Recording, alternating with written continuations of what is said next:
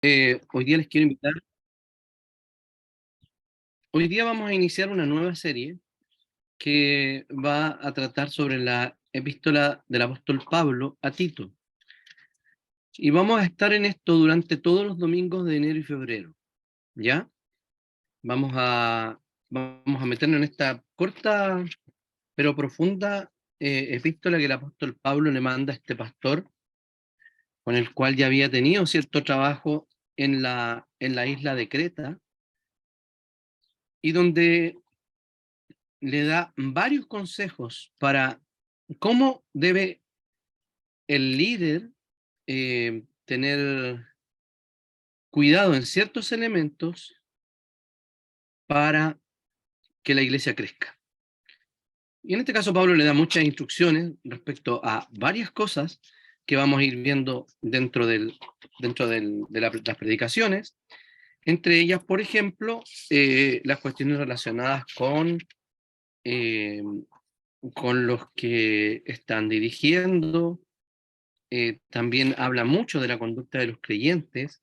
eh, esa eh, salvación que han tenido en Cristo Jesús debe hacer un cambio notorio en la vida de los creyentes. Nos voy a invitar a que leamos Tito, capítulo 1, versículos 1 al 4, y yo elegí la versión más sencilla en esta traducción, porque la salutación es muy complicada. Esta sección es muy complicada de traducir. Entonces vamos a tomar una versión que no nos cueste mucho, para que todas las discusiones que tuvieron los traductores respecto a esto, vamos a aprovecharnos del trabajo que hicieron en la NBI, que según algunos comentaristas está mejor explicado el texto bastante difícil de escribir que hace Pablo. Dice así: Tito 1 al 4. Tito 1, del 1 al 4. Pablo, siervo de Dios y apóstol de Jesucristo, llamado para que mediante la fe los elegidos de Dios lleguen a conocer la verdadera religión. Nuestra esperanza es en la vida eterna, la cual Dios, que no miente, ya había prometido antes de la creación. Ahora, a su debido tiempo, Él ha cumplido esta promesa mediante la predicación que se me ha confiado por orden de Dios nuestro Salvador. A Tito, mi verdadero hijo, en esta fe que compartimos, que Dios el Padre y Cristo Jesús, nuestro Salvador, te concedan gracia y paz. Oremos.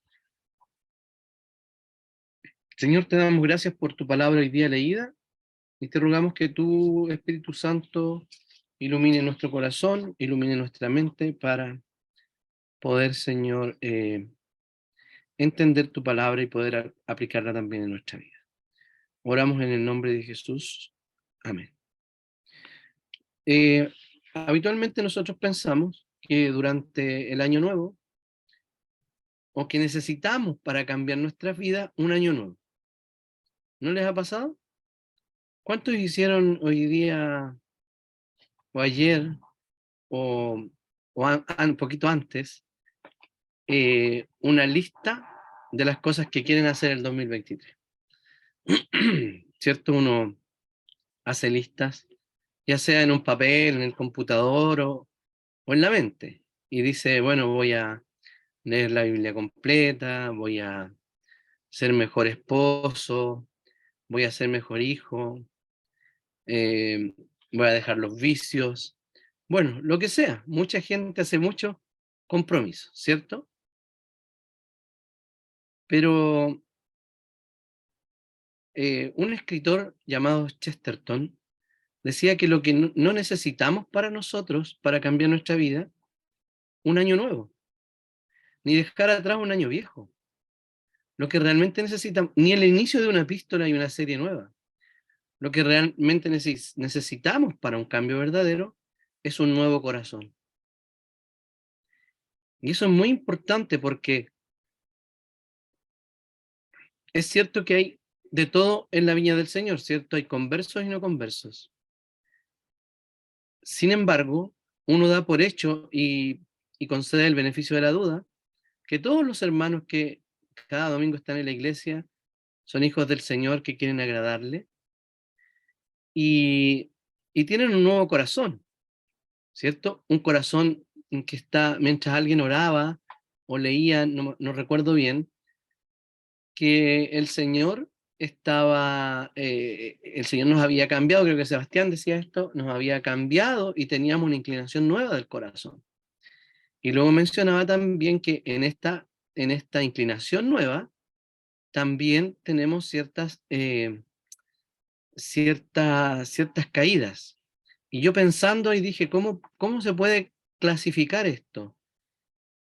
El cristiano, al ser cambiado su corazón, ha cambiado su naturaleza, ¿cierto? Y cuando uno tiene tendencia al pecado, es eso, tiene una inclinación, una, un mal hábito, eh, pero no significa que esté como antes, preso del pecado y siendo esclavo del pecado. Entonces no necesitamos iniciar Tito, ni en marzo iniciar Éxodo, para que nuestro corazón cambie. De hecho, sí, nuestro corazón cambia en esos momentos. Pero nuestro corazón cambia también en la medida, para todo creyente, en la medida que nos ponemos en las manos del Señor. Porque el cambio de corazón al principio es instantáneo.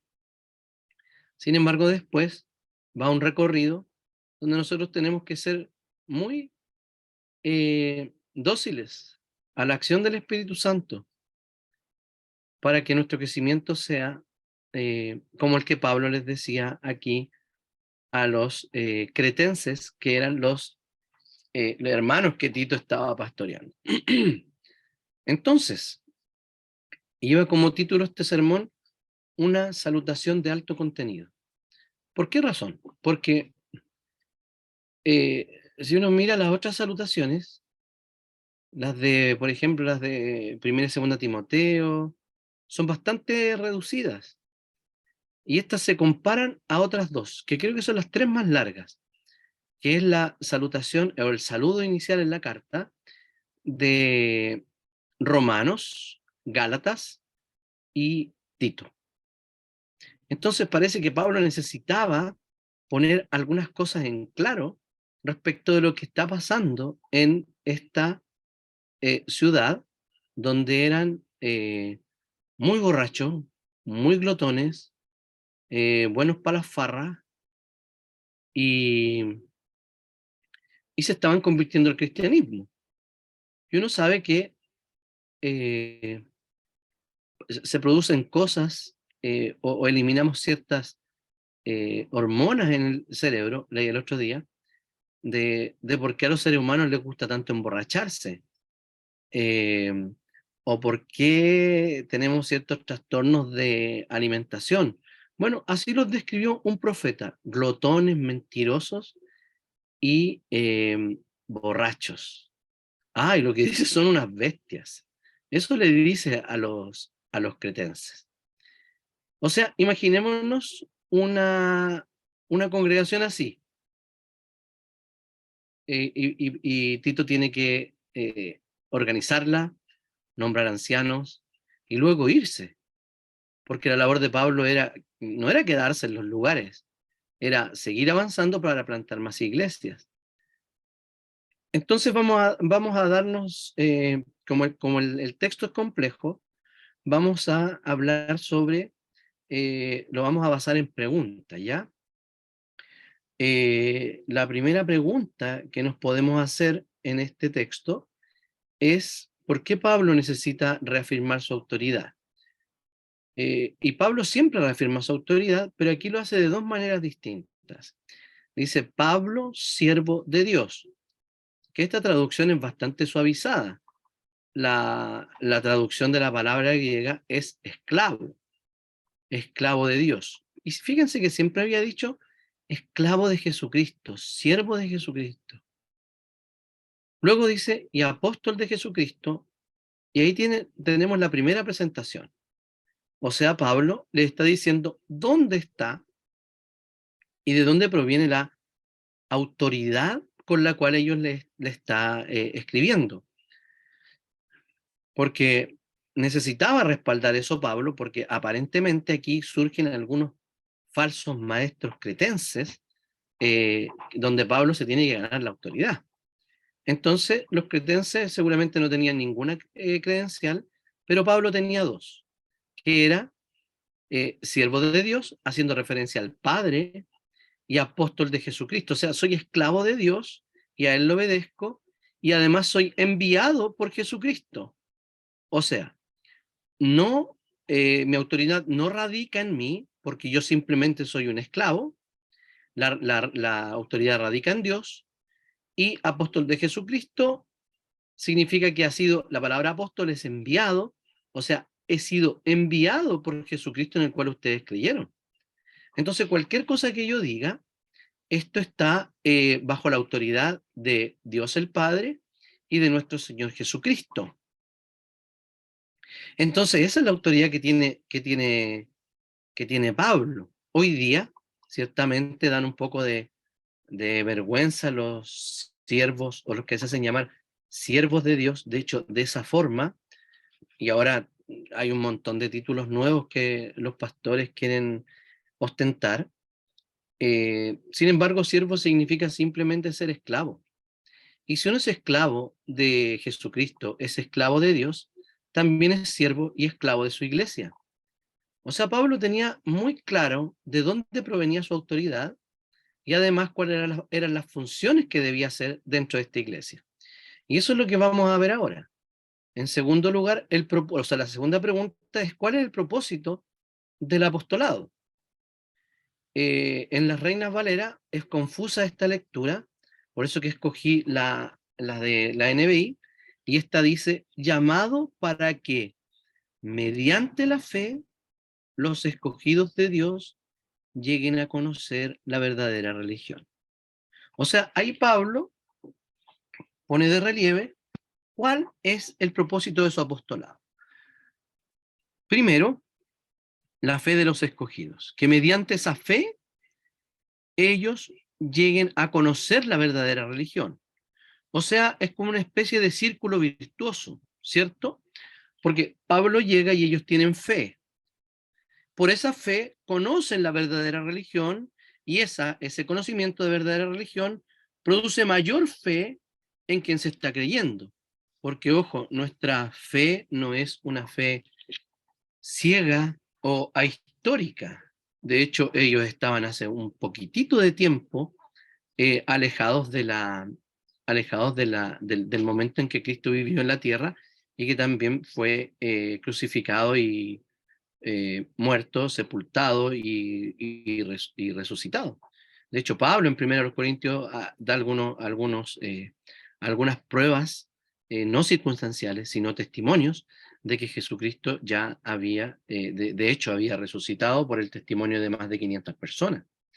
Entonces, esta fe de los escogidos, aparentemente en esta palabra, cuando dice escogidos, no la está usando de manera muy específica y técnica, sino que básicamente aquellos que creen, Pablo los considera escogidos de Dios. Es como un equivalente a ser creyentes, ¿ya? Entonces, ¿para qué? Para conocer la verdadera religión. En la Reina Valera dice: para la verdad en cuanto a la piedad. Entonces, ¿qué podemos decir con esto? Que siempre es posible torcer la doctrina bíblica. Y nosotros incluso estamos sujetos, aquellos que enseñamos, estamos sujetos a transgredir, a adulterar la verdad bíblica. Entonces, por eso Pablo toma cuidado de distinguir, aunque no lo hace de manera explícita, dice que tiene para que conozcan la verdadera religión. Eso quiere decir que había en ese minuto una falsa religión, ¿ya? Después vamos a ver algunas aplicaciones. La tercera pregunta, uno dice: bueno, entonces ya tenemos ese propósito, pero entonces, ¿dónde descansa esta fe y esta verdadera religión? Bueno, nos sigue diciendo que nuestra esperanza, en el 2, es la vida eterna. Y aquí es muy interesante detenerse porque uno le carga la mata solamente a los corintios que no creían en la resurrección porque eran platónicos y creían que el alma era o sea, que el cuerpo era una prisión del alma y que no tenía sentido resucitar. Al decir esto, el apóstol Pablo también está dando un antídoto hacia el helenismo circundante y dominante en esa época. O sea, nuestra esperanza es la vida eterna. Nuestra esperanza no es, dice Pablo, eh, es simplemente ser liberados de esta prisión y eh, vivir como un alma libre. Lo que está diciendo Pablo es que tenemos una esperanza en una vida tangible, que es una vida, y además de eso, es una vida que tiene una duración que no termina. Para nosotros, tal vez sería un poco más difícil, un poco más fácil, tal vez, comprender los conceptos de eternidad o de grandeza porque tenemos información, por ejemplo, de la NASA. De hecho, hay tantas galaxias en el mundo que hubo una que se la dedicaron a Pelé, ¿cierto? Le pusieron, parece, Pelé o algo así, a una galaxia que tenía que tenía los colores de la bandera de Brasil. Y entendemos que el universo es inmensamente vasto y podemos tener ideas más claras de lo que significa una eternidad. Bueno, todo eso que nos imaginamos, no alcanzamos a llegar a imaginarnos lo que realmente es la vida eterna. Y ojo, la vida eterna siempre Pablo la habla en tiempo presente, porque nuestra esperanza es la vida eterna. Esa vida eterna que no se ha manifestado del todo en nosotros, pero sí se ha manifestado, como decía antes, en ese nuevo corazón y en esa creencia o en ese caminar de conocer la verdadera religión. Él dice, la cual Dios, que no miente, ya había prometido antes de la creación. Y esto uno tiende a pensar que, bueno, la pregunta es a quién le promete, ¿cierto? Hay una promesa de la vida eterna, pero ¿a quién se la promete? Nosotros no existimos antes. Entonces, antes de la creación, lo que había era la Santísima Trinidad. Y la promesa claramente era entre ellos. Me imagino que la promesa debe haber sido a Cristo, porque Él es el que da la vida eterna, o el que provee las condiciones para que nosotros tengamos vida eterna. En eso descansa la verdadera religión. ¿Y cómo se manifiesta? Pablo dice que en su propia predicación, que no vino en un momento azaroso. Ya tenemos esta idea en Gálatas, cuando nos dice que el Hijo de Dios vino en el cumplimiento del tiempo. O sea, cuando estaba planeado que Jesús viniera, no vino ni antes ni después. Y se refiere a que Jesucristo nació eh, bajo la ley para liberar a aquellos los cuales la ley estaba condenando. Entonces, en el tiempo justo denota un plan de Dios, denota una preocupación de Dios, y algo que nosotros no tenemos, la paciencia de Dios. ¿Se imaginan esperar tanto tiempo para que el plan se desarrolle? Y el cumplimiento de la promesa, uno puede mirar la Biblia completa desde Génesis a Apocalipsis y vemos cómo Dios comienza a cumplir su promesa. O sea, nosotros podemos, por ejemplo, fijarnos ni siquiera en las profecías. Por ejemplo, fijémonos en todo el rito eh, sacerdotal y la ley ceremonial, y todas ellas daban cuenta de Jesucristo. O sea, cuando decimos que predicamos a Cristo en el Génesis, Cristo en el Éxodo, no es un capricho del consistorio, sino lo que hacemos es simplemente darnos cuenta de las palabras de Jesús cuando les dijo a los que iban caminando a Maús que Él les reveló y les dijo todo lo que estaba escrito de Él en la ley, en la ley, los profetas y los escritos, que era la forma en que la Biblia hebrea era dividida por los judíos. Entonces, ¿mediante qué? Mediante la predicación de Pablo, y Pablo les dice, miren, este misterio se vino a revelar cuando yo les vine a predicar. Bueno, este misterio se sigue revelando. ¿Por qué? Porque no es solo Pablo quien tiene que predicar, sino que ciertamente es la iglesia de Creta la que tiene que seguir haciendo la labor ministerial allí en esa isla. Una isla, como dijimos, eh, bastante compleja, con malas costumbres, pero que Tito estaba dispuesto a dar la batalla allí entre los hermanos de esa isla. Eh, entonces, la orden por la cual está basada esta predicación no es una cosa que a Pablo, como dice él, no, yo soy siervo de Jesús, apóstol de Jesucristo, fui enviado por él. Y aquí lo manifiesta diciendo que se me ha confiado por orden de Dios, nuestro Salvador. Y en varias ocasiones Pablo utiliza eso. Nosotros acostumbramos que sea Jesucristo nuestro Salvador. De hecho, más abajo dice eso, sobre Jesucristo nuestro Salvador, pero antes está hablando que es por orden de Dios nuestro Salvador. Entonces, Pablo en esta salutación de tan alto contenido está diciendo que él tiene la autoridad suficiente, que tiene la noticia correcta, que tiene el tiempo cumplido, y también que él está dispuesto a propagar lo que Dios le ha dado a conocer. Entonces, si podemos ver algunas aplicaciones a este pasaje, bueno, perdón, después Pablo se refiere a Tito. Aquí él está escribiendo a Tito, mi verdadero hijo, en esta fe que compartimos. Está hablando también de esta fe en Jesucristo, que la cual están totalmente convencidos que el Señor puede cambiar el corazón de esas personas que aparentemente eran tan difíciles de cambiar.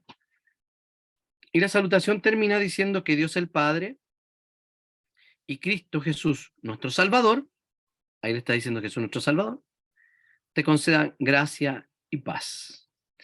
Este saludo de gracia y paz era un saludo muy típico en la antigüedad. El saludo griego era el de gracia, era la palabra eirene, y como saben, el saludo judío era shalom.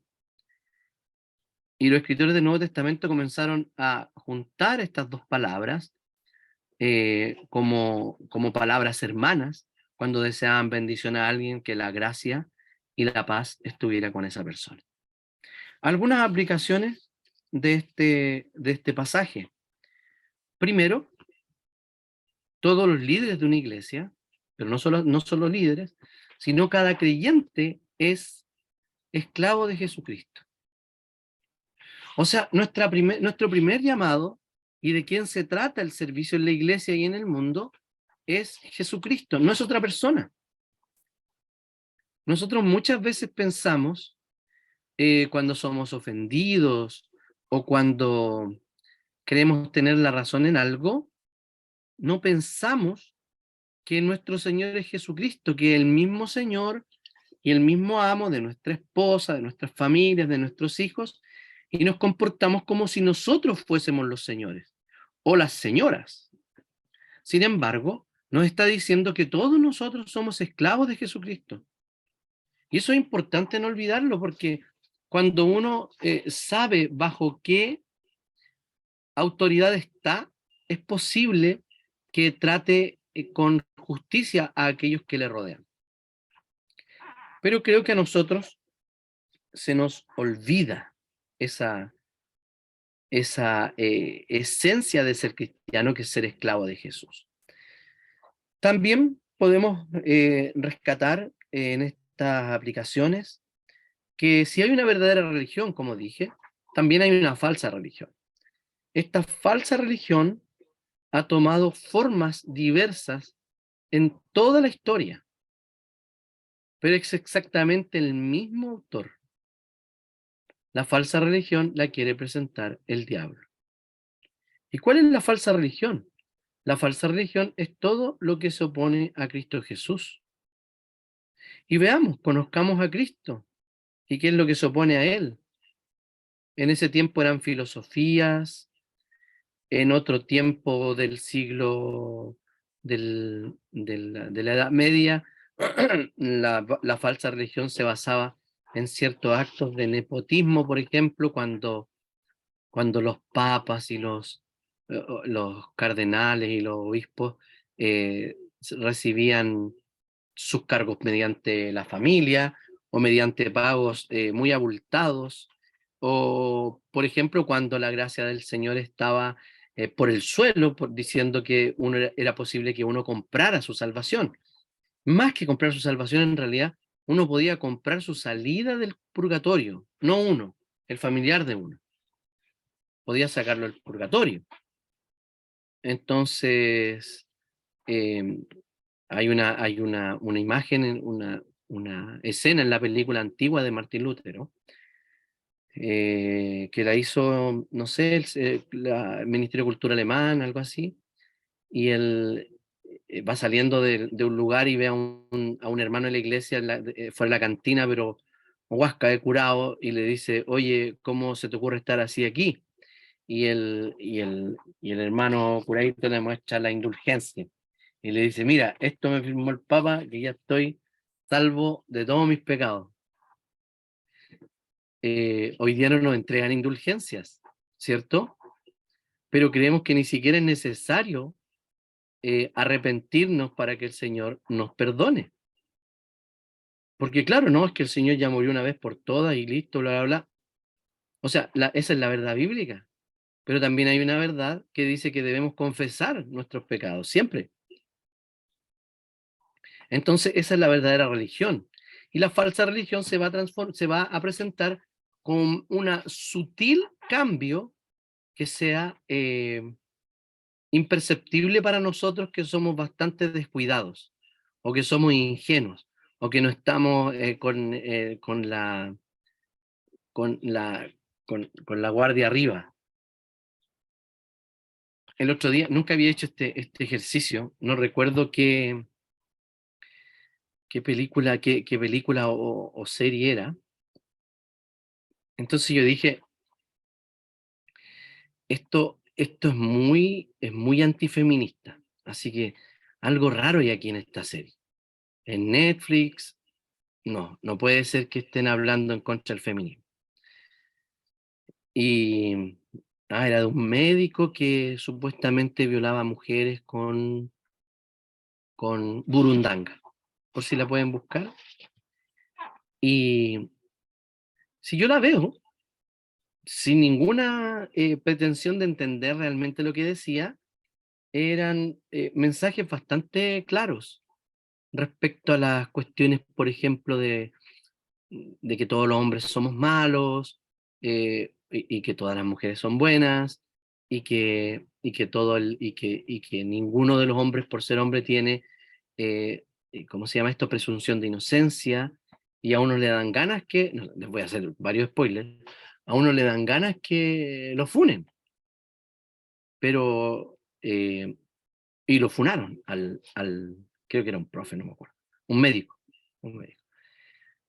Y saben que hice el ejercicio y no podía desentrañar la verdadera ideología que estaba detrás, o cuál área de la ideología actual estaba siendo promocionada en esa serie. Bueno, lo que les dije, eso estaba siendo promocionado. Estaba siendo promocionado, era básicamente una serie que hablaba sobre la maldad sexual de todos los hombres, varones, que ninguno es confiable. Y porque todos salían chasquilados si la serie estaba bien hecha, no es que estaban cargándole un muerto, pero en la serie todos eran malos. Eh, Y esta es la falsa religión que creo que hay entre nosotros. Eh, y bueno, ya saben cuál es el matiz que viene hoy día. Nosotros estábamos hablando hace mucho tiempo, no sé, con varios, y me decían, Vladi, ¿qué creéis que viene ahora en esto? Y yo decía, el canibalismo. Espero que no haya niños por ahí. Y alguien me decía, no, yo creo que es la pedofilia. Y si analizamos y vemos qué es la pedofilia, con esas tesis que estaban hace cuánto, hace 4 años, 5 años, y yo reconozco, son tesis académicas que nadie las lee. Y la gente hizo mucho escándalo y barullo por lo que pasó.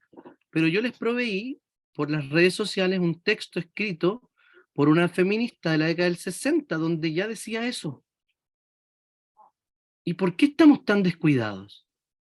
¿Por qué nos vuelve la falsa religión a golpear en la cara y no tenemos nada más que hacer? O sea, uno dice, parece que ya, sin darnos cuenta, ya perdimos esta pelea. Porque el movimiento de diversidad, estoy usando palabras para que nuestro video no sea censurado, eh, como dije, las letras de la diversidad, la pregunta es, ¿por qué la inclinación con P no puede alegar su lugar en ese acróstico? ¿Por qué no lo podría alegar? ¿Por qué no podría decir, esto es un gusto, un placer y una cosa que es bastante común? Y muchos de ellos citan las culturas antiguas respecto de las edades y citan Grecia respecto de los jóvenes y los profesores grandes, etcétera. Entonces, no es algo que esté pasando ahora. Nos dimos cuenta porque alguien seguramente hizo una investigación en la Biblioteca de la Universidad de Chile y dijo, con esto me hago famoso. Y se hizo famoso. Nadie va a esas tesis, a menos que sean otros tesistas o alguien que esté haciendo alguna investigación. Eh, eh, y debemos estar atentos respecto de eso. Nuestra esperanza está puesta, decimos que las cosas aquí no son como deberían ser. Y probablemente ponemos tanta energía en que esas cosas no son como deberían ser, tal vez peleando en esa batalla, ¿me entienden? En la que acabo de mencionar. Cuando el antídoto correcto para todos esos males es el Evangelio de Jesucristo. Promover la esperanza que a nosotros nos espera, la vida eterna, donde ya no tendremos pasiones desordenadas, donde estaremos con Cristo para siempre,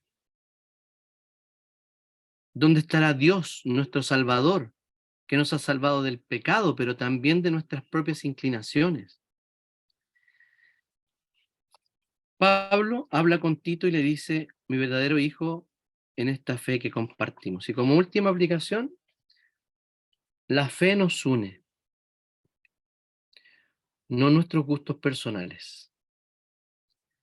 Las iglesias en la medida que van creciendo, y no digo que sea malo, van buscando gente que sea de su de su edad, con historias parecidas, etcétera, y eso está súper bien, eso es humano y es muy bueno. Sin embargo, nuestros grupos de amistad deberían estar abiertos para todos. Las personas deberían poder entrar y nosotros ser amables, no poner una especie de requisitos para un club de campo para entrar a ese grupo. Es la fe la que nos une, la fe en Jesucristo. Y somos todos hermanos. Entonces, lo que Pablo termina diciendo aquí cuando le habla a Tito, le dice, mira, esta es la verdadera unión que tenemos nosotros, en la fe que tenemos en común. Y ahí quiero decir dos cosas. Primero, que tenemos que conocer la fe que nosotros creemos.